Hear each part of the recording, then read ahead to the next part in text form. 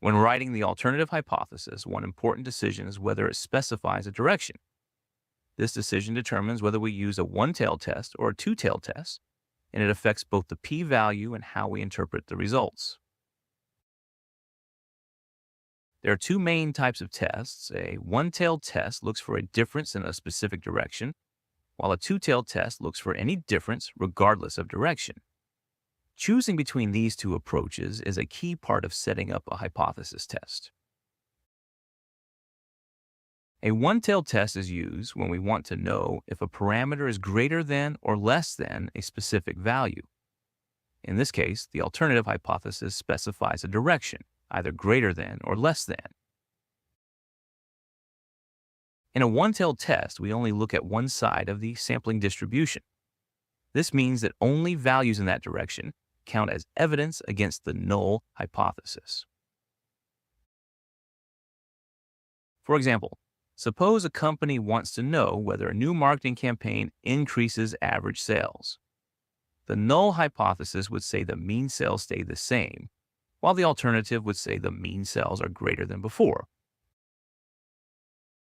Because a one-tailed test focuses on only one direction, the p-value is smaller compared to a two-tailed test for the same data. In fact, it is typically about half as large. However, one-tailed tests come with an important caution. They ignore large deviations in the opposite direction. That means if the data moves strongly in the wrong direction, the test will not treat that as evidence against the null hypothesis.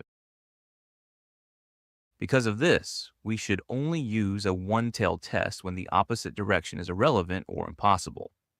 This decision must be made before looking at the data to avoid bias. A two-tailed test, on the other hand, asks whether a parameter is different from a specified value without focusing on direction. The alternative hypothesis simply says the parameter is not equal to that value. In a two-tailed test, evidence from both sides of the sampling distribution counts against the null hypothesis. This means that unusually large or unusually small values can both lead to rejection of the null. For example, suppose researchers want to know whether a new fertilizer changes plant height. They may not know whether it increases or decreases height, so they test for any difference. Because the evidence is split across both tails, the p-value for a two-tailed test is typically about twice as large as the p-value for a one-tailed test using the same data. Let's look at an example involving orange juice packaging.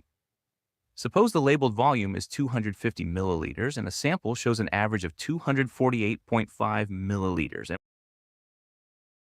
we can test this in two ways. A one-tailed test would ask whether the mean is less than 250, while a two-tailed test would ask whether the mean is different from 250. Since the sample mean is below the target, the one-tailed test produces a smaller p-value, providing stronger evidence in that specific direction. The two-tailed test produces a larger p-value because it considers both directions. If the sample mean had been above 250, the one-tailed test for values less than 250 would give a very large p-value. That is because the data would be in the wrong direction for the alternative hypothesis. When deciding which test to use, a two-tailed test is appropriate when we care about differences in either direction or when we want a more conservative approach. Many scientific studies use two-tailed tests for this reason. A one-tailed test is appropriate only when the opposite direction is irrelevant, impossible, or would not change the conclusion. For example, if a contaminant must not exceed a certain level, we only care about whether it goes above that threshold. In summary, one-tailed tests focus on a specific direction and provide more power in that direction, while two-tailed tests detect differences in either direction and are more conservative. A final important point is to always choose the form of the alternative hypothesis before looking at the data. This ensures that the results are valid and not influenced by hindsight or bias.